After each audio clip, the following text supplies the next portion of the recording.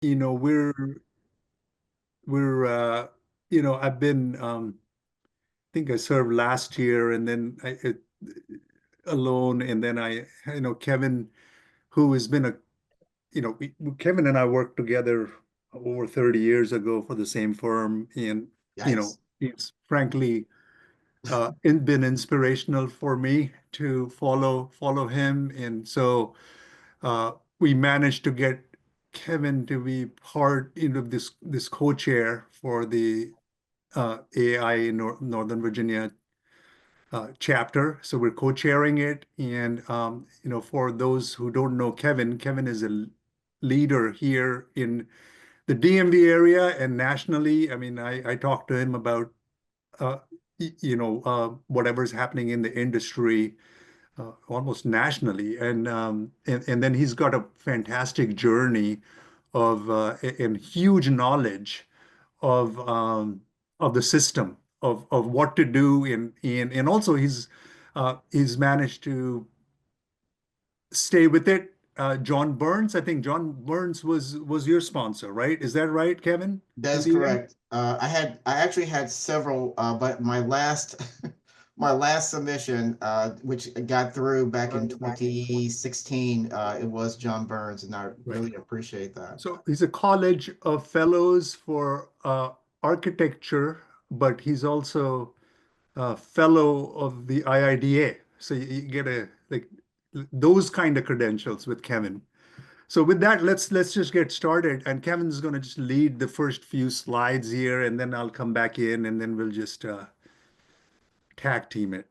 Yeah. So since we have so far one, that'll be great, and you can share the information with others, of course. So as Manoj mentioned, Manoj and I are the co-chairs for the AIA North Virginia chapter. And if there's any information which a lot of people like to know, we're more than happy to provide that for anyone. One of the major questions that's always asked is, what is the fellowship? And what does it mean? Why do I want to do it? What's this information that actually entails? So basically, the reaching the level of AIA College of Fellows is the highest level of membership with the American Institute of Architects. And and when you use that membership, it's the fellowship uses the FAIA designation, which is the for people who are a member, but you can also go to the website for the College of Fellows to get a little bit more information. This is just a generality. So basically, members can apply for fellowship after they have accrued at least 10 years of architect membership with the AIA, of course. And then just a little tidbit of information is that 3% of the AIA membership are part of the College of Fellows.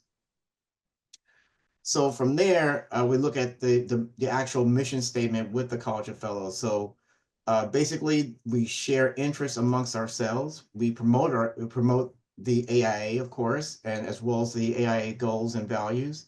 We advance the profession of architecture. And then we are also mentors to the young architects, to architects who are part of the AIAS, people who are also the young architects group, and of course, full membership. And we, of course, serve society in general. There will be a lot of pro tips coming up, and one of the pro tips that they're stating right now is that your chapter can verify your membership history if you don't know yourself, as far as if you've been here for 10 years, 15 or 20 years, your executive director with your component or your chapter is able to provide that information for you. Assembling your team. This is one of the things in which Manoj and I always talk about, is that there are three major components of that. And one is the nominator or nominators, the other is the sponsor, and the third is the reference writers. The nominators basically are the people that actually nominate you to become part of the AIA, and we say by a component or a group of members. The component is like your local chapter. For us, it's the AIA North Virginia chapter, or you're looking at the even the state chapter, Virginia Society. And then if you have a group of members, it could be 5 members of the College of Fellows or 10 people that are full members of the AIA. and the jurors do not see who nominates you, and both paths are equally valid. So it doesn't matter if you go one way or the other, as long as there's a group that actually nominates you to become a candidate to be part of the College of Fellows. And the pro tip for this one is that some components have their own internal nomination process. So if you decide to go through this route, connect with them well in advance of submission openings. And that's the one thing. That's why we're starting early. People think this is why start even now. This whole process to me is a long endeavor. Right now, we're doing 10 months in advance, and we will explain why as we continue with this presentation. Then you have your sponsor. The sponsor is your coach, active collaborator through the submission process itself, and they have the essential deliverables such as their letter and their declaration form that also acts as your liaison with the reference writers. But to me, they also have to know you well and is your best critic. And I have to put that in there because I had one of my last sponsors. They were very good. I really respect them. They were a fellow, but he was also critical of my sponsor letter, my information of my famous 35 words, which we'll discuss a little bit later. But it's good to have somebody who has both sides. They were able to actually explain to you the whole process and to actually be able to push you or nudge you into the direction which you need to go for that. And then finally, reference letters or reference writers, if you will. So there's 7 confidential reference writers. 5 of them must be members with the AIA, and then the other 2 can be either a client, a colleague, or a competitor. It doesn't matter, but they have to know your work well and can speak personally about your contribution. And make sure your sponsor gives you writers' background information about your argument for elevation and the type of examples you like to present. So those reference writers have to know what is your object or your category in which you're falling into, and that can be very helpful and for them to write their reference letters. Pro tip for this one is that once your writers have accepted your request, connect with them with your sponsor and remove yourself from that process, meaning that your sponsor is your advocate for the reference writers and to make sure that they are the ones that that is the connector or the tether between you and the writers and other people in order to help you create your portfolio package. Yeah, so choosing your object. So the object, there are 6 objects, and you can see here each candidate selects an object. Um, so it's almost like a portal, so you have to define what you're doing and which area of concentration that you're going to focus on. So that's I think you go to the next slide here.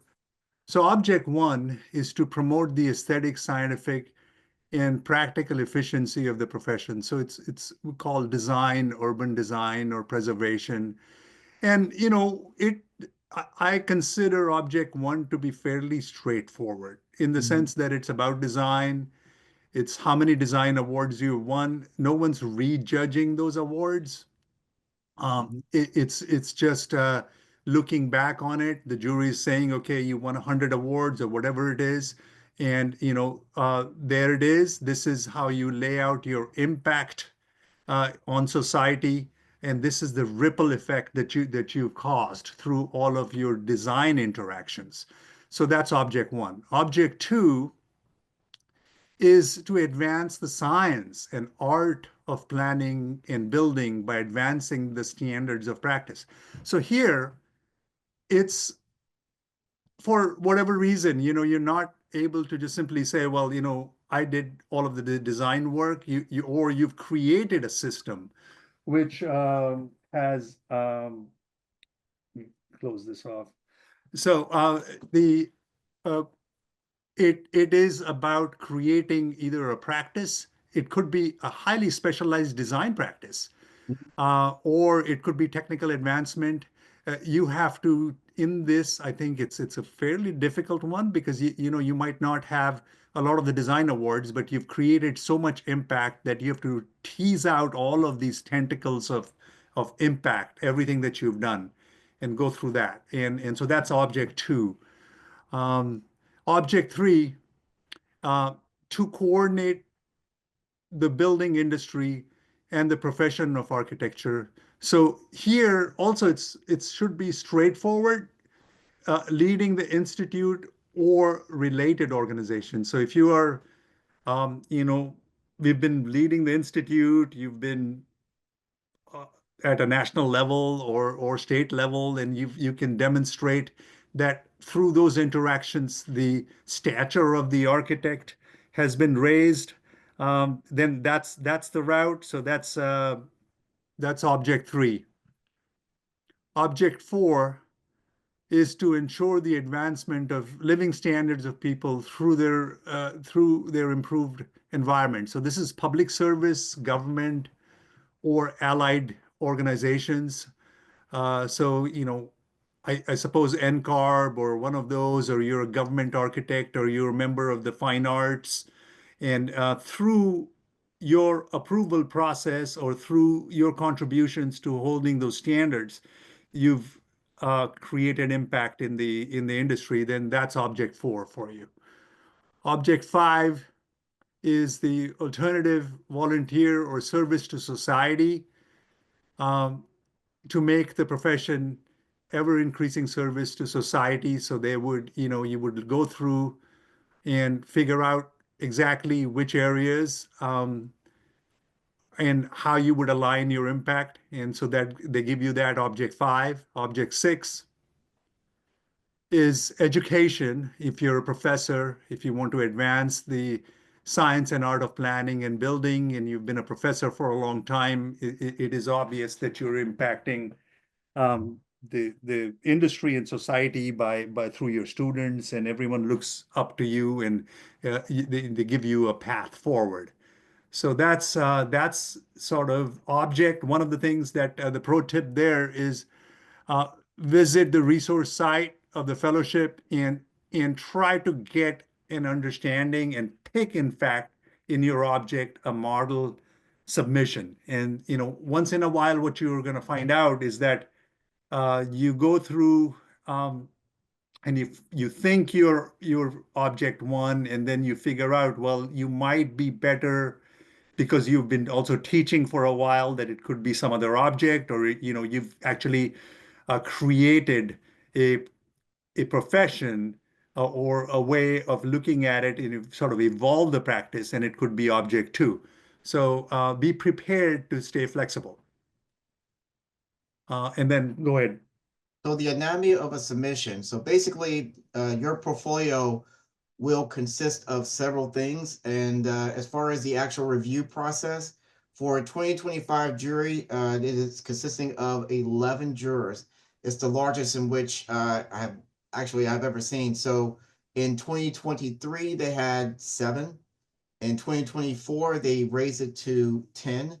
And so the 2025, they have raised it to 11 now. So the more jurors, the better. I always say, because that means less submissions in which each of these people review. And as I stated below, it says that basically each one has a 3-year term on becoming a juror, and then 3 people comes on and 3 people come off. And then prior to the jury meeting, each juror typically review around about 40 submissions of that portfolio. So that is an impressive, because it used to be, I remember back in the day, it used to be almost 100 submissions that a person reviews. So it's been reduced because of the number of jurors that's uh, being used as a candidate for jurors. Well, one thing to note there, just a note of caution, which I think, Kevin, you talked about in the prep, was that if you know people on the jury, please don't reach out to them. Yes, that's an automatic disqualification for that. Allow your sponsor to be, not to necessarily reach out to them, but be your advocate as far as knowing who they are. So if you know some of these people, please don't reach out to them because that will be an automatic disqualification. As far as the portfolio itself, it is consisting of 40 pages at the maximum. And within those 40 pages is broken down into 3 sections. And within each of those sections, there is a significant information that you need to address and provide for the juror to review. The first section 1 is the sponsor letter and the summary of achievements. Of course, that's 2 letters. So the sponsor letter is a 1 letter, just like the reference writers. They write a 1 letter information about why you should be in part of the College of Fellows. Then the summary of achievement, that is where the 25 to 35 words, which statement they use as far as the zinger of what you are all about on becoming a fellow with the American Institute of Architects. It's like this is the why, and that gives you like a summary of the entire package, a portfolio, if you will, of what they're presenting to the jurors. Section 2 is an 18-page section where it has your significant work as far as what firms you have worked for, significant awards, honors, and recognition, and then significant publications, whether it is a blog or a magazine or a book. That information should be in section 2, as well as actual areas of where you presented if you were a presenter. That will be actually in the section of 2.2 or even 2.3. So all of this is 18 pages. And then section 3 is your exhibits, which has the maximum of 20 pages. And in this, you have to make sure that you present all the work in which you have the strongest first, and then from there, it goes down. But depending on your objects, it tells you what is expected to be in each of those exhibits. And then the reference letters, of course, is separate from the actual portfolio, but that's where you have as you being the candidate for first submission for 1 year. I mean, for the first year, it's only 7 reference letters. So yeah, and just retracing a little bit, and not to slow it down, but the most important thing out of those 40 pages is that 1 page of summary of achievements, because it's going to have the zinger on it, Mm-hmm. the 35 words, and it has to clearly state the case, and everything else, section 2, section 3 is just follow up. And the 40 pages is a good guide, because I think, you start thinking of this as hundreds of pages, and it really comes down to stating your thesis, if you will, on the summary of achievements, and then everything else is a follow-up to that. Mm-hmm. Then the other materials that you need that is not being reviewed by the jurors is the nomination information form, the code of ethics and other member attestations. The candidate and the sponsor signs off on that. Images that you need to provide credit. So of course, give credit where credit is due. And then finally, the headshot. You gotta have the headshot, of course. Doesn't necessarily have to be in color or in black and white, just have that information available. There is a certain size that you can look under the application guidelines and recommendations that's been provided by the College of Fellows in their website.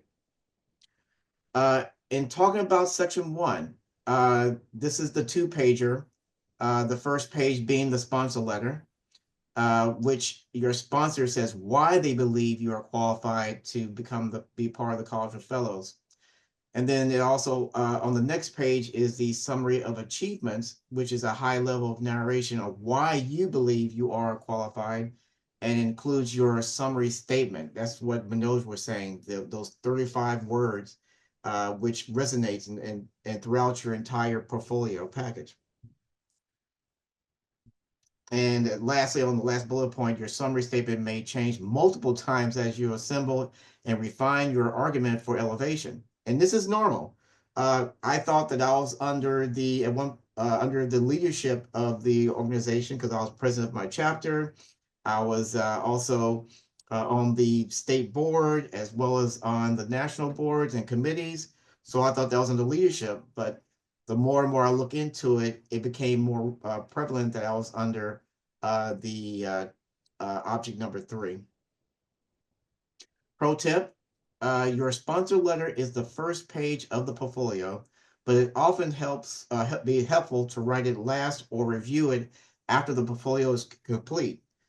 Basically, they're saying that once you create this whole 40-page package, the actual sponsor may want to rewrite the letter so it can resonate throughout the entire portfolio.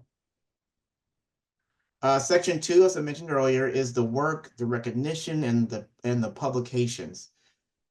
This is about your impact in the profession. So avoid language like the team did X. It's you speaking about yourself. And from that is that ripple effect that Manoj mentioned earlier, how that resonates throughout your entire uh, career as being an architect with the American Institute of Architects. How did you influence other people, like based upon the letters you have written and everything else? So consider your use of the space. Too little white space can make the section challenging to understand, and too much can make it feel like you're running out of things to say. So just be careful about how much space you are filling up in your portfolio. Exhibit 3, Section 3 is the exhibits, in contrast to Section 2, which is about the breadth of the project. The exhibits is an in-depth exploration of the projects that emphasizes your contribution and discusses how your involvements are with your success on becoming a fellow with the AIA. The section exhibits that tie directly to your objects and summary framework. Otherwise, the jury will feel disconnected and dilute your argument. So lead with your strongest work and then go from there. And the pro tip for that is there is required information for each exhibit, and some objects have additional exhibit requirements. Another pro tip is don't reuse marketing text. The portfolio is about you and your unique contributions. Yes, you may have a marketing company or a marketing department in your firm, and don't use their products. Use This is a package that's unique to yourself, about yourself actually, and they should be used, I guess, sparingly as far as this package. So this package should be in a format that relates to the AIA and not necessarily to your firm. Reference letters. As we mentioned earlier, the references are confidential, so the writers submit them separately. And when you enter your writer's information into your application, they receive an email with the letter format criteria and a unique upload link. So it informs you basically that when you submit your package, your portfolio, and your reference writers have to make sure that they submit separately, in which you send them a link to your personal portfolio, and it will state that it is being received or not received. So that's how the candidate who's going for the fellowship knows that their reference writers have not submitted their letters or not. One thing that I wanted to jump in here with the ARC reference letters is to make sure that once you reach out to them, you give them enough time. That is one. No one wants to write a good, effective letter in 2 or 3 weeks. They need to think about it. But you also have to make sure that what they're going to say or their thrust is in alignment with Mhm. your zinger, with your basic thesis. Let's say that your argument is that you've created impact because you're a citizen architect. Then they have to be able to link that thought.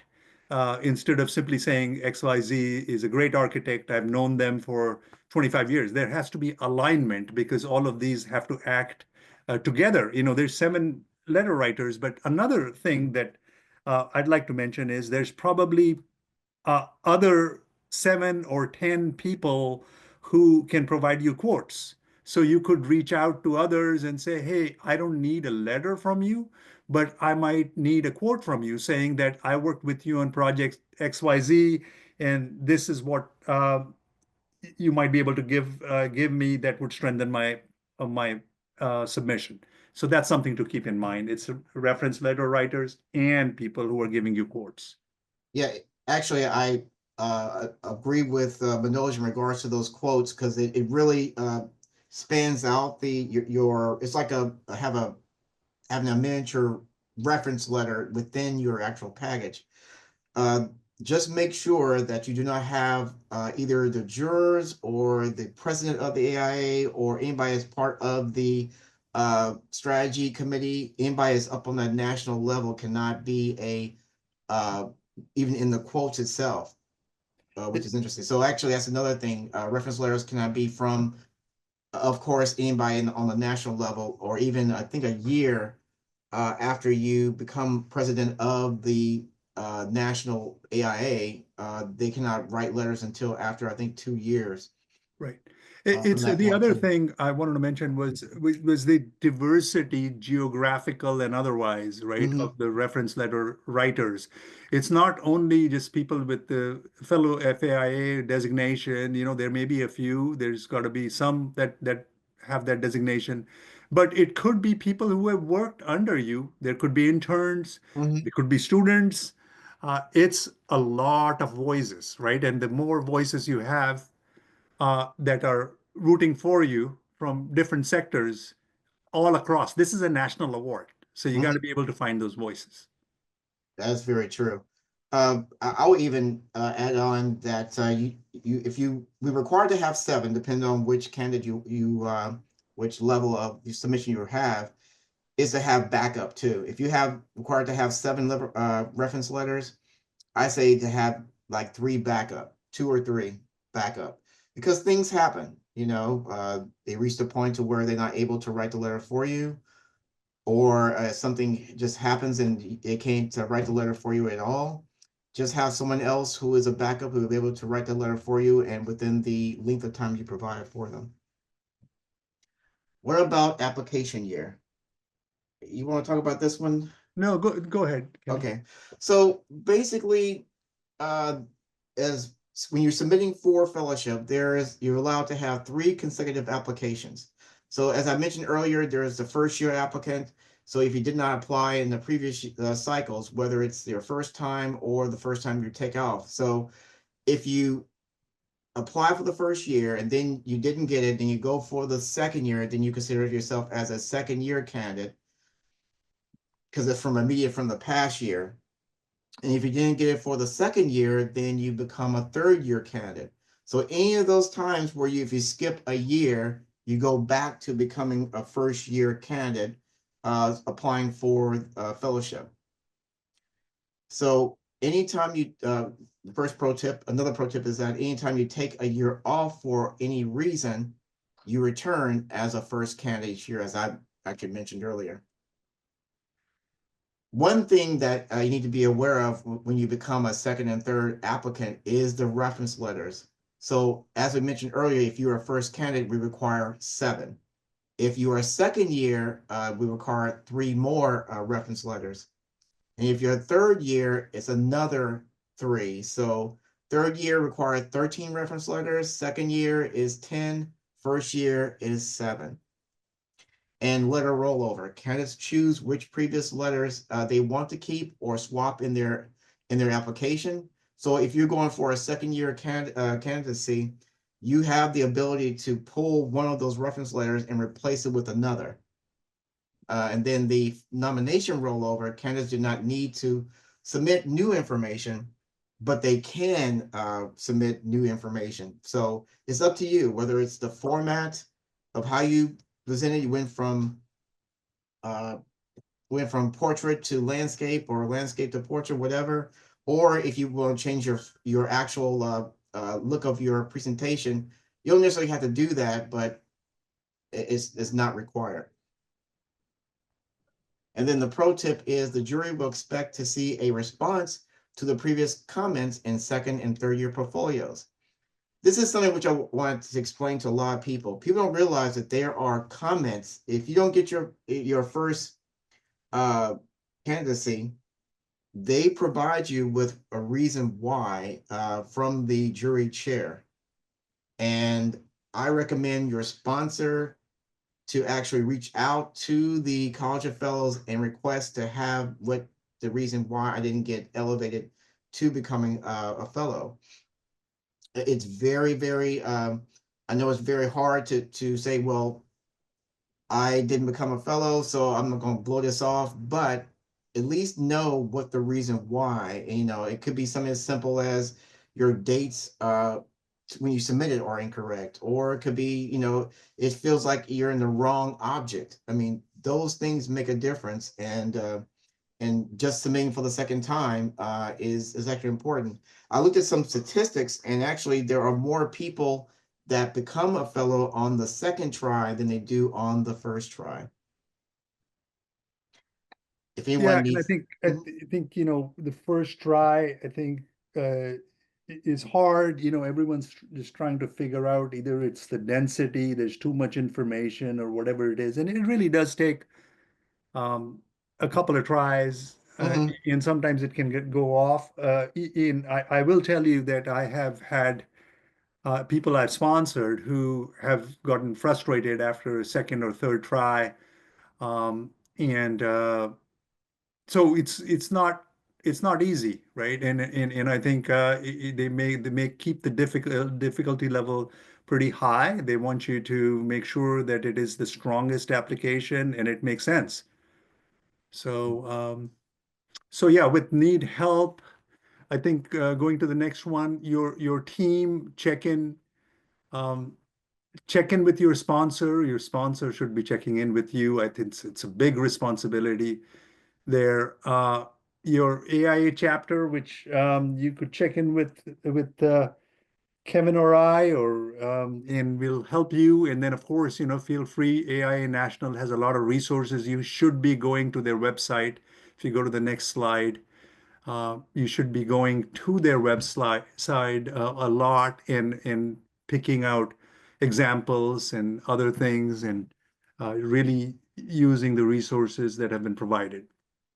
yeah, I do recommend going to the fellowship website because it can provide you with those portfolios that they feel that's exceptional, and then compare yourself to them.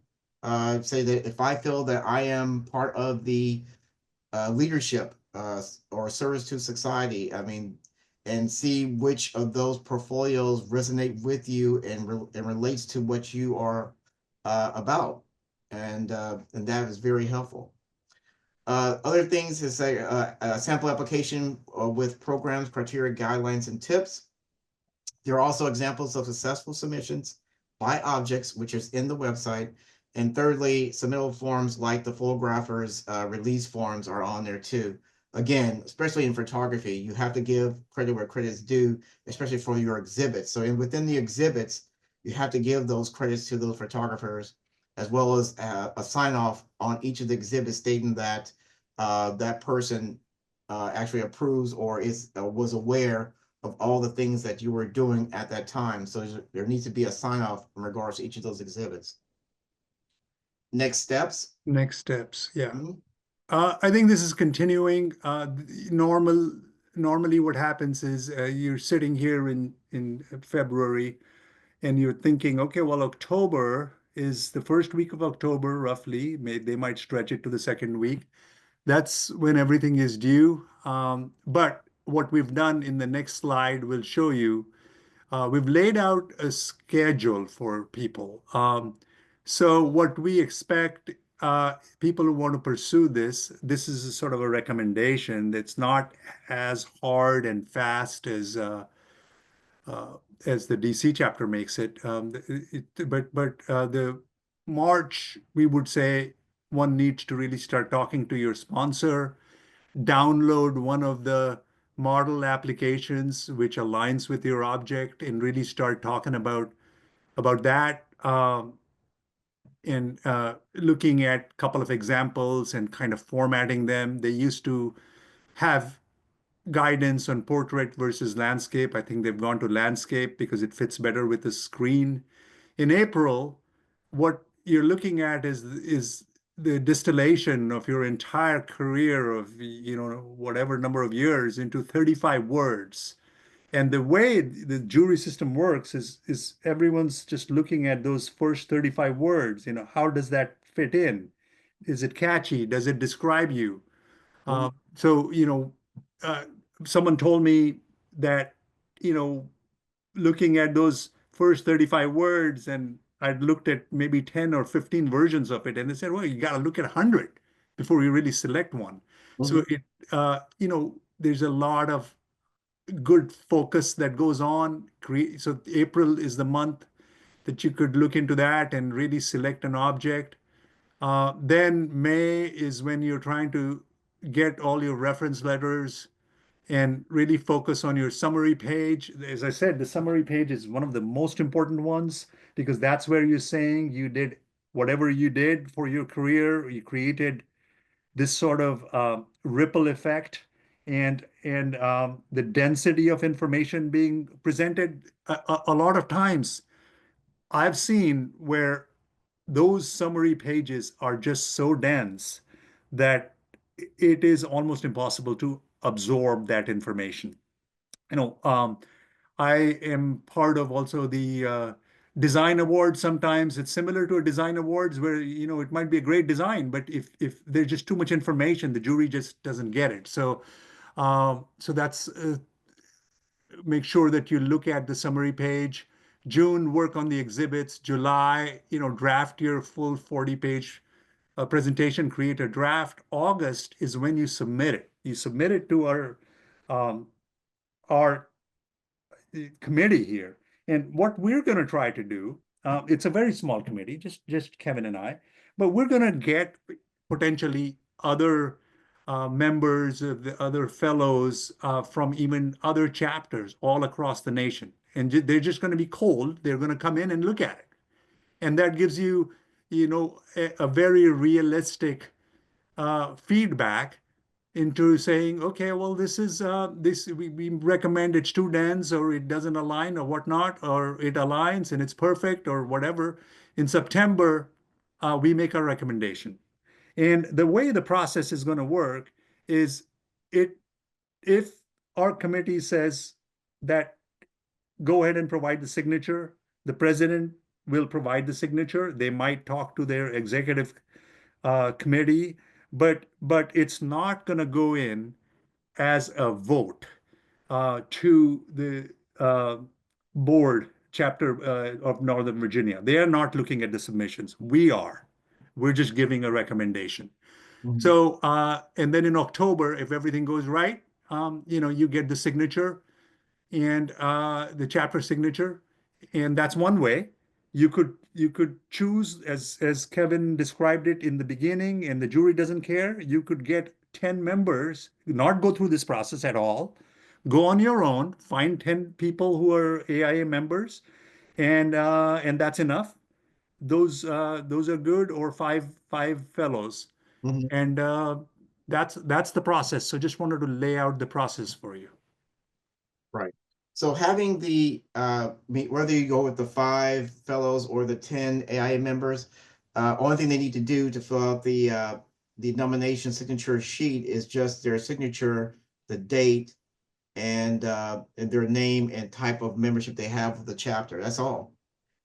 It's just more convenient to have it go through us as far as the chapter, because we know who you are, and actually will help you to nudge your way through this whole process of becoming a fellow with the American School of Architects. And basically, that is it. Uh, I'm not sure, Dennis, if you have any questions, we can go back into the Sure, slide presentation. And sure. I do have some questions. First of all, can you send this presentation as a PDF? I couldn't yes, write as fast as you were talking, hmm yes, although I I did can. pretty well. hmm Um, this is you did a very good job with this. Appreciate it. I have 2 questions. Um, how relevant, I mean, I do have an architectural career. There were offs and ons because of my um, circumstances of life. hmm How relevant, given that I would be submitting under Object 5 civic engagement, is my architectural work? And I do have a pretty significant portfolio of work as an employee, some of my own, but mostly as employee of major firms, the Architects Collaborative, Graham Gunn, here in Washington. How relevant is that to my submission, given the criteria under which I am submitting to become a fellow? I can answer that. I feel like this idea of object five. They're laying out a lane for you. This is basically saying you're a citizen architect. You don't have to be the architect for these projects. I've Okay. seen applications where people were citizen architects, they were part of citizen advisory boards, or they were university architects. And it's really laying out your exhibits to be in alignment with what you're saying. If you're saying that you raise the stature of the architect and the influence of the architect and the standing of the architect through your work as a citizen architect, that's totally fine. That's Okay. That answers the question, and that is what and that is how it has gone down over the years. Mhm. Um, as I told people, I did a, a lunch and learn at Bowie Gridley in Washington when I was running for Congress to talk about civic engagement, Mhm. and I shared with everyone, and I still share with architects when I'm able to, that architects bring a unique skill set Mhm. to all kinds of problems. I can talk to you about immigration, nuclear proliferation, or whatever. And even in the debates I had with my fellow candidates as a candidate for Congress, because I thought of problems as problems, because I am an architect, and that is how I'm trained to approach things. Um, it drove them nuts and elevated my uh, position. Kevin, you don't know the short story of my run for Congress is that my wife passed away during the campaign, and that obviously changed the course of a lot of things in life. So thanks for that answer. That's exactly what I brought. I'm known in these various organizations, whether it's disability or the mayor of Herndon. Uh, you know, Dennis Finley, he's an architect, and that just sets the narrative, whether it's disability related, the community center in here in McLean, where I ran for election and was on the governing board, or whatever. It's always Dennis Finley, he's the architect. So it's very critical to what I've been So, able to so achieve. one of the things I would look at is the mayor, right? I had in my own application, one of the mayors, I'd done 25 years ago a small uh, town hall, and the mayor became a fan, and he really wanted to write a recommendation. And I think it was his last day. He was in his office, and so he wrote it down in February. It was one of the first recommendation letters for that year that they Oh, that's received. great. Right? He was so invested in it. And you'll find other people like that, but I would definitely line him up. Absolutely. I will line her up. I can actually line both Sure, the yes. the Even better. mayor and their predecessor. There are two women mayors in Herndon. So they were on my. I was trying to make a short list of names and certainly I'll just go with one mayor because I know I need a variety of folks. But that would be. Mhm. Yeah. Thank you for that. That answers my question and helps focus. Um, it really is about what the reason I got engaged in the public process was because of my disabled son, but what I brought to it was unique because I was an architect. Mhm. So you validated that, so I appreciate that. So April, any Dennis, questions? Are you listening? Polly, are there any questions from anyone else or? Yeah. We did not get any messages in the chat, and I did open up the chat so that people can send things to the group if No. they'd like. Yeah. Dennis, another thing to add on to what Mendoza was saying is that when you have those reference letters or the reference writers, make sure they're regional. That you have one here in DC, one in New York, one Yes. in Chicago or California. And what it does for me and what I've seen is that it resonates as far as, oh, this person has been a regional person, and it has resonated in different regions of the United States. And even That- overseas, right? You might have people who moved, who were students under you or whatever. I think it's you're showing broad impact and Mhm. connections. Yeah, don't Okay, necessarily have I to will be- do the best I can on that. I've lived half my life here, but obviously I got Marlon Blackwell down in Arkansas. I got a few folks in Tennessee where I grew up, Yeah. and here, so Mhm. I can certainly swing that. Actually, yeah, I can pull one in from California. But Yeah, there you thank you go. for that tip as well. Mhm. All right. Seems Oh, like any other April, do you questions? have a question? I don't think you all can hear me. We can Yeah, we hear you, can. We hear Beth. you. Oh, okay, good.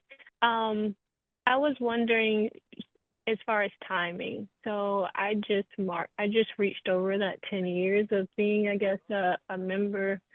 Is that, where you can even be eligible for fellowship? And so, do you find people have success in those first few years of eligibility, or does that matter? I'm just wondering It's what you all have seen. April. So, I mean, I think that they're looking for people who are even younger. I've known people who just as soon as they got to 10 years, they would apply, and I think I would urge you to apply. Absolutely. I know your portfolio. I know your involvement, and I think that you should not be shy about that. That would be my opinion. Okay.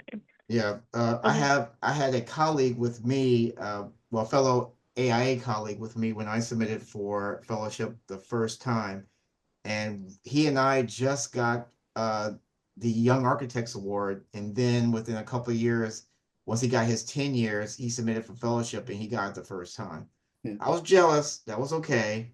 Yeah. But because I didn't get it the first time, and it took me a couple of more times to reach it, but I think doing it the second and third time, it helped me, it humbled me, but also it gave me a little bit more status on trying to redevelop my package. But April, I think you should. I mean, I know your background as well, so it's impressive. I mean, actually, I know one particular person that could actually be. They have one of the, as far as a example for what you're Mhm. looking into, whatever object you're looking into. Abigail Brown, was that her name? I think that's what. William. Oh yeah. Oh, Brown? Okay. Yeah, she's the one that actually reminds me of you, so that can actually help you out. If you look into what she had in her packet, I think she's one of the recommendations that they have an example within the College of Fellows website. Oh, cool. Okay. Thank Perfect. you. Mm-hmm. All right. Anyone else? Well, Kevin, I appreciate your time and all of the effort that leading up to this. Kevin did a lot of the background work. So thank you, everyone. Thank you, Kevin. Thank you, guys.